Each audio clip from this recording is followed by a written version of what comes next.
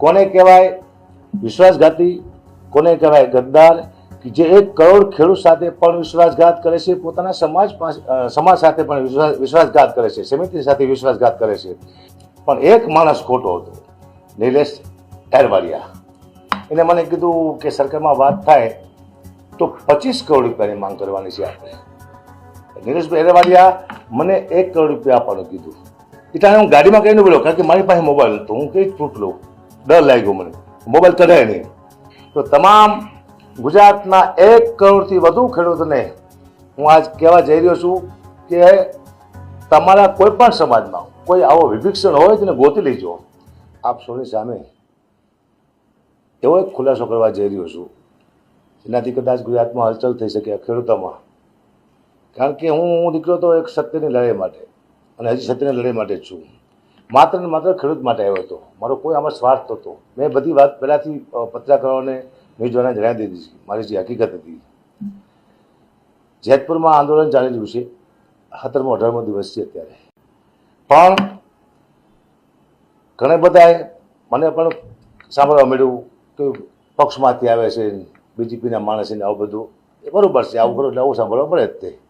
હું નિસ્વાર્થ આવ્યો હતો, કારણ કે કોઈનું કહેવું એવું છે કે જેતપુરમાં આંદોલન છે એ હકાપા ખસી ગયા છે, આંદોલન લીખવાની વાતો કરે છે. આવી મને વાતો મળી, એવું કશું છે નહીં.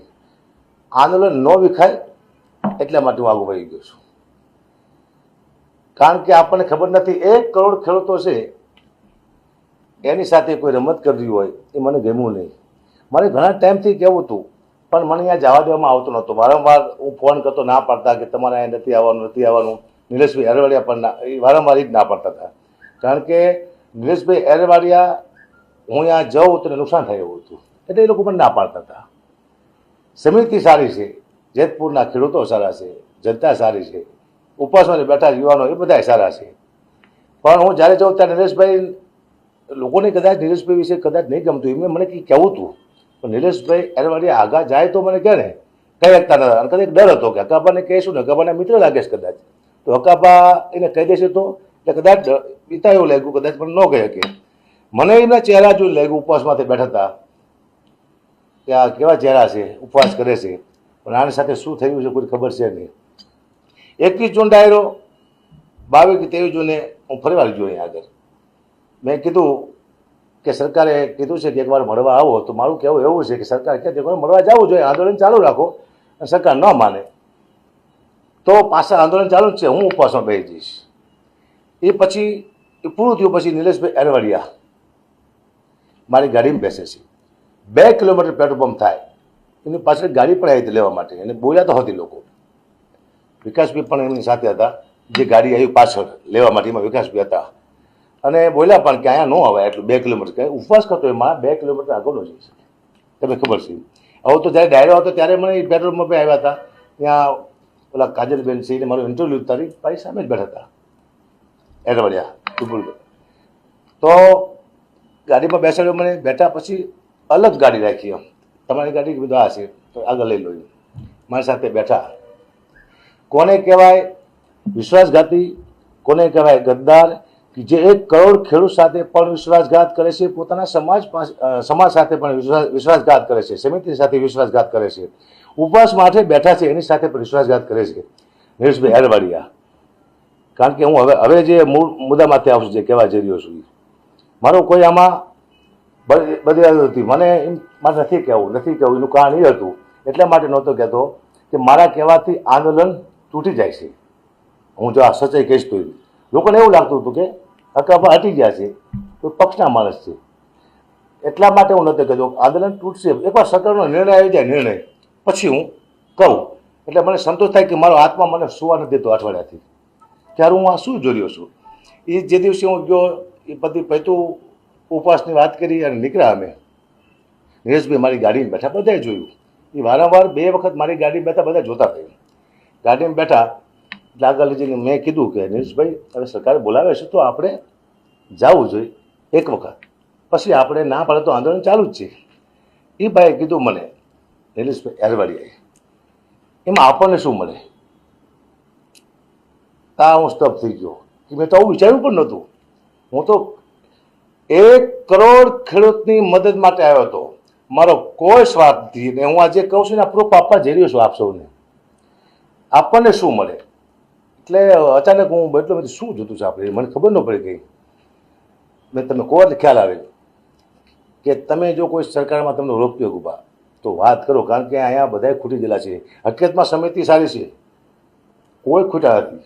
2-5 કરોડમાં સમિતિ તો સમિતિમાં જે મારો તો 85 કરોડપતિ છે, એ 2-5માં ધ્યાને ન આપે. મને વિશ્વાસ છે, મને જેતપુરની જનતા માથે વિશ્વાસ છે, જેતપુરના ખેડૂત માથે વિશ્વાસ છે કે કોઈ દી અવરું પગલું ન પડે. ત્યાં જે આંદોલન માટે બેઠા છે ઉપવાસ માટે, એની માથે મને વિશ્વાસ છે. પણ એક માણસ ખોટો હતો, નિલેશ એરવાડિયા. એને મને કીધું કે સરકારમાં વાત થાય તો 25 કરોડ રૂપિયાની માંગ કરવાની છે આપણે. હા, તો મારા પગ ધ્રુજી ગયા, કારણ કે મેં તો આવું જોયું નહોતું. હું તો એમ થયું કે એક ચહેરો છે ખામોશ, જે દેશ માટે ખેડૂત માટે લડે છે. હું રાજી થતો હતો કે જેને મને બોલાયો એ માણસ આજે લડે છે, ભૂખ વેઠે છે. એટલે હું શું મન થઈ ગયો, હા નહીં બોલે, કીધું શું કરવું, એમ જવાબ શું આપવું. તો મેં દિનો માટે શું કે તમારે કોઈ ઓળખીતા હોય સરકારમાં તો વાત કરો. આવી વાત મને સરકારને કહેવાય? પહેલાં તો ઇનામો બધી હોવી જોઈએ. અને મને કે મેં તો આપણે જીઆઈ અહીંયા કંઈક વાતચીત થાય તો કીધું એમ નહીં, એડવાન્સ 2 કરોડ રૂપિયા આપણને સરકારમાં જવાના આપે તો 2 કરોડ રૂપિયા એડવાન્સ જવાના, ટોટલ 25 કરોડ, એમાં અકુબા 1 કરોડ તમારા. તા મારા ટાંગા ધોઈ ગયા કે આ મને છાંટા ઉડાડશે આ માણસ. હું અહીંથી નીકળી જાઉં. પછી હું શાંતિથી સમિતિ પાસે આવીશ, સમિતિને વાત કરીશું, ઉપવાસવાળાને વાત કરીશ. પણ મને વારંવાર નાચ પાડવામાં આવી.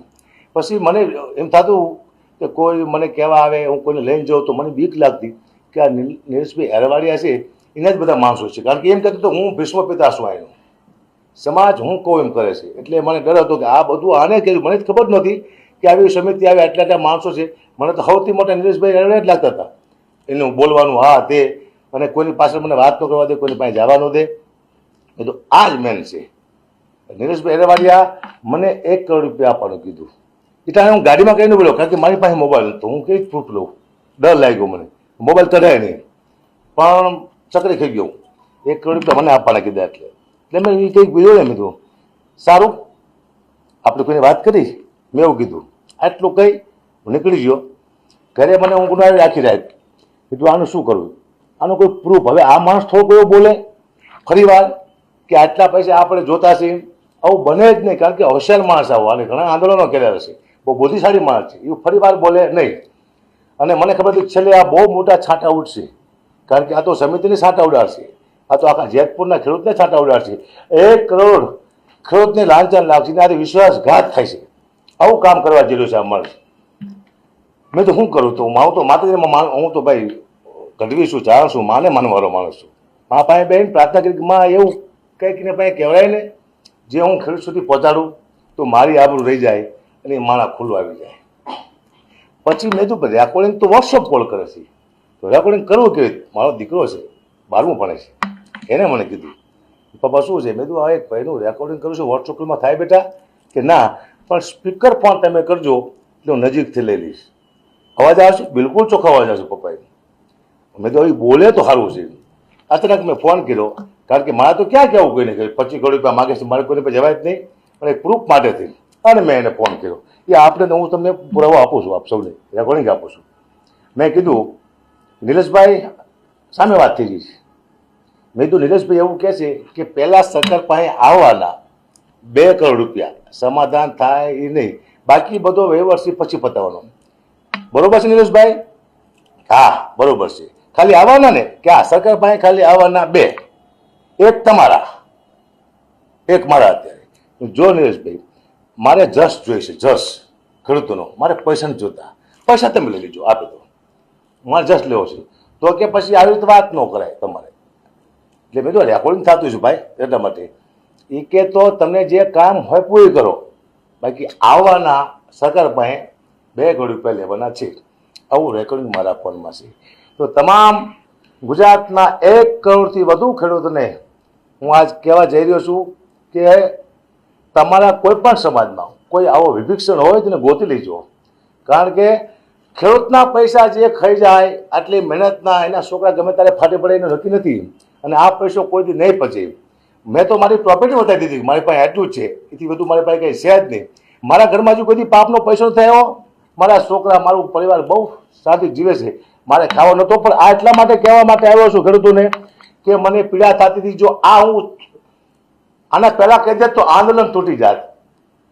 અને કારણ કે એટલી મહેનતથી જેતપુર વાળે આંદોલન કર્યું છે, સમિતિ એટલી મહેનત કરે છે, એટલા ઉપવાસમાં તેઓ બેઠા છે, એટલા ભૂખ્યા રહે છે, પણ આ વ્યક્તિ ભૂખ્યો નહોતો રહેતો. મેં જ્યારે ઉપવાસનું કીધું ત્યારે મને એમ કીધું હતું કે કુબા ચિંતા ના કરતો, ઉપવાસમાં બેવાનું થાય તો હું સાઈડમાં તમને પરોઠા